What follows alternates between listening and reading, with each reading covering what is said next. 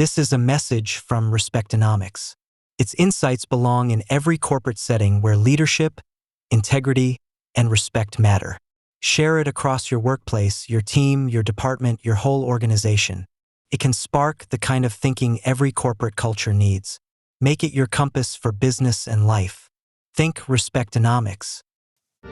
This is Jeremy Wentworth-Stanley.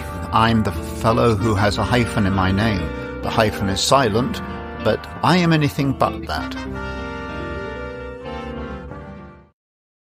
This is a series out of the Compass Point series, and we're talking about D'nA. But D'nA is not spelt the way you think. It's capital D, then there's a small apostrophe, a small n, and then an A. D'nA, which stands for dignity and accountability. I knew you were going to clarify that for us. Well, I hoped you might, because it does sound a bit weird. But it's D'nA, it's dignity and accountability.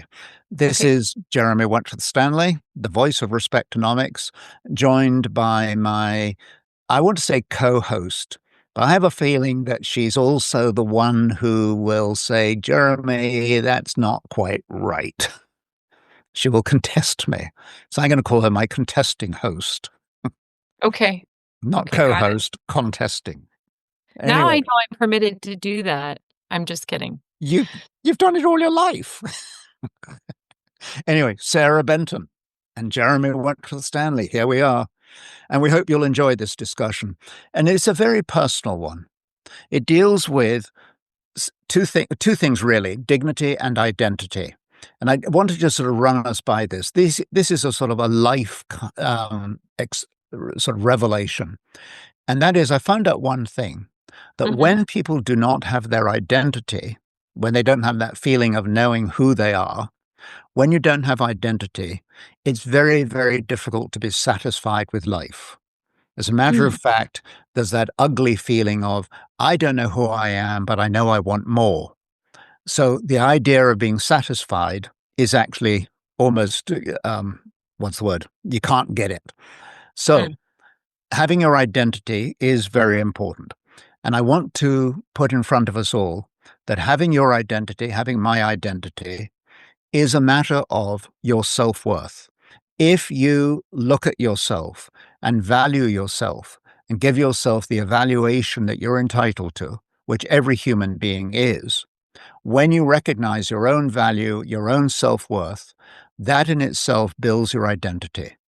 You can't very well have self-worth without identity, because you have to identify who you are, and then you say, I am a wonderful person. I breathe, I think, I look, I see, I love, I work with people. I do all these incredible things.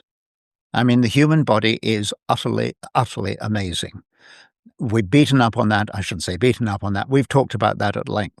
But the truth of the matter is, recognizing our self-worth then creates another value. And that is, if we have this value on ourselves, this self-worth, that in fact brings out a sense of accountability.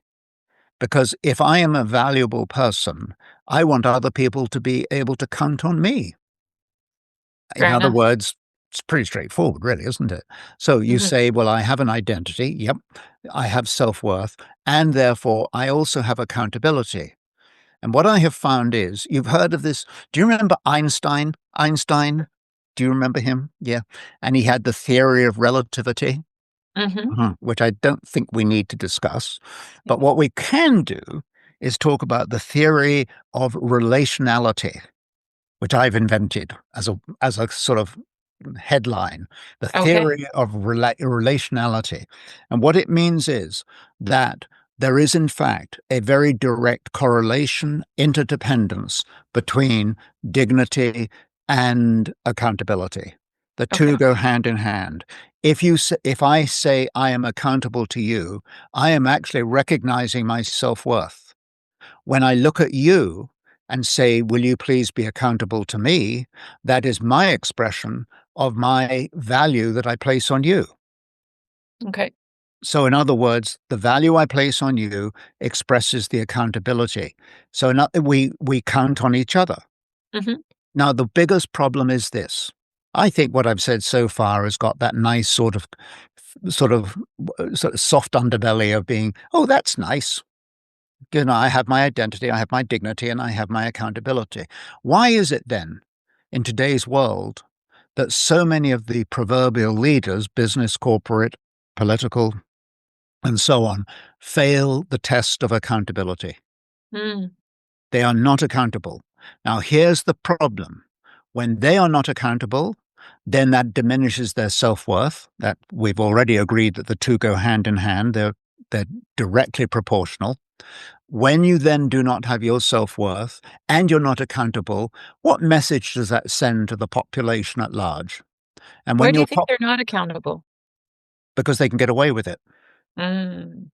I think it's one of those very parasitical arrangements by which I get into that place where I can get ahead, but my Mhm. getting ahead is actually me feeding off the host, which is what a parasite does, and it Mhm. feeds off the host until the host dies.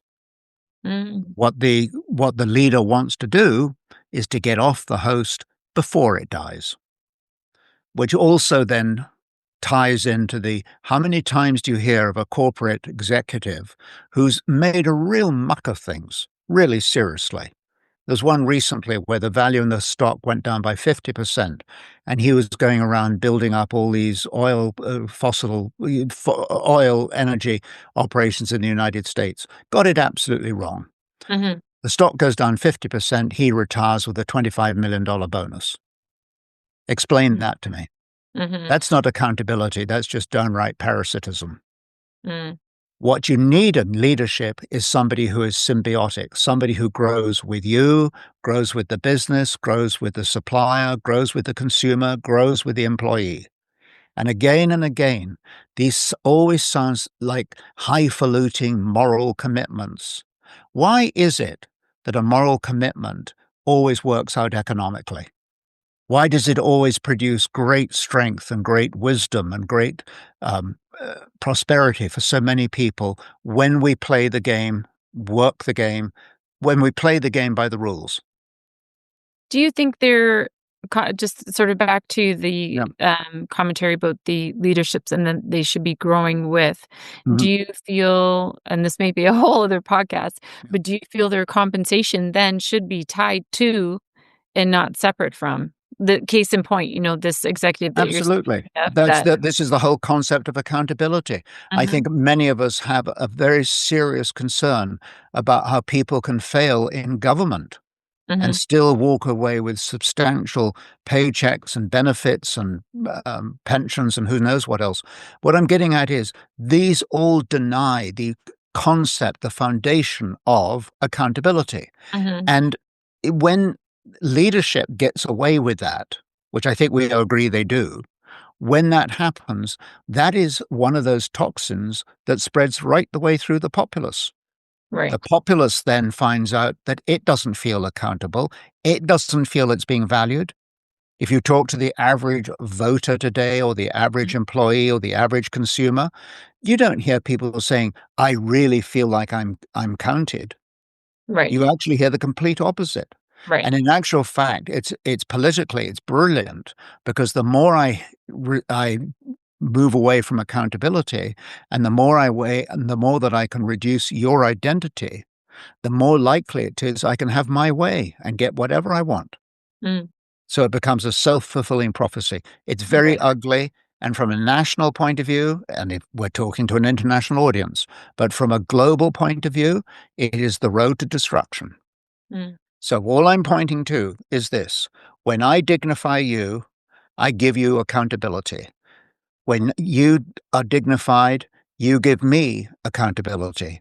We become accountable to one another, we dignify one another, and we build each other up. And I think what I found out is two things about when we do that. We create an atmosphere or an attitude of contentment, Mhm. and we release creativity. And Mhm. one of the things I love about creativity is the source text for hope. I want to see people back in a world of hope. And I think it comes from this concept, or this reality rather, of dignifying one another and building up the sense of mutual accountability. Mhm. These aren't Absolutely. big words. These are the truths. I think some of that can sort of be equated to as well in terms of value, feeling valued, right? Yeah, absolutely. Because you feel valued when I value you. Mhm. I It's mean, I only reciprocal. have to give you a compliment and say something like, you look wonderful today. That Mhm. in itself is a value statement. It means I think that you look terrific. Right. And that builds you up, and it builds you up, you build me Right. up. I mean, it's Or incredible. I really appreciated the work that Yeah, you did on that project, yeah, or yeah, yeah, yeah. yeah. It's wonderful. It's a wonderful there's a proper word for it. I want to Very say easy to do as well, oh, yeah. right? It also develops And trust. It and develops what trust between leaders developing trust. and Yeah. and teams, right? Developing trust, developing contentment, and developing hope. Do you know what that does for the individual? Boy, it makes you feel good. Sure does. Mhm. 1000%. And I would like everybody to feel good. I rest my case. Thank you, Jeremy. Thank you, Sarah.